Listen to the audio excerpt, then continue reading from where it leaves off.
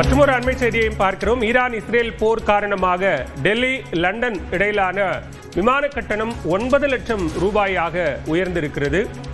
சுசித்ரா, தற்போது போர் பதற்றம் காரணமாக விமான கட்டணங்களும் தொடர்ந்து உயர்ந்து வருகிறது. அந்த வகையில் தற்போது உயர்ந்திருக்கக்கூடிய இந்த கட்டண விவரங்கள் குறித்த விவரங்களையும் பதிவு செய்யலாம்.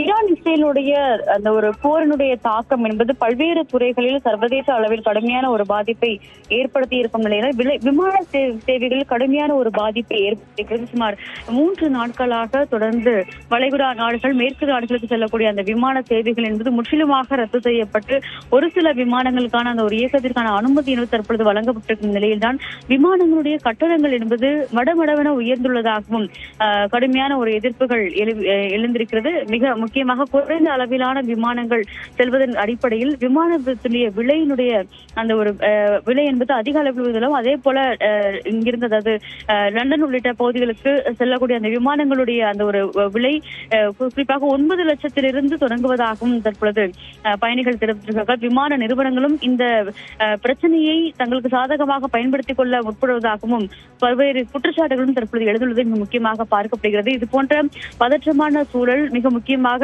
ஒரு சூழல்களில் விமான நிறுவனங்கள் விலையை அதிகரிக்க கூடாது என்ற ஒரு எச்சரிக்கையை ஏற்கனவே கடந்த சில மாதங்களுக்கு முன்பாக மத்திய அரசாங்கம்